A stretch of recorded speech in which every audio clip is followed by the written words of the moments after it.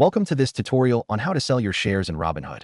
If you want to liquidate some of your investments, the process is straightforward. First, open the Robinhood app on your device and log into your account. Once logged in, you will see your portfolio on the main screen displaying all the stocks you own. Locate the stock you want to sell from your list of investments.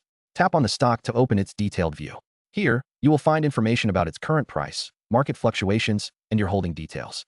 To proceed with the sale, look for the Sell button, which is typically located near the options for buying the stock or viewing charts.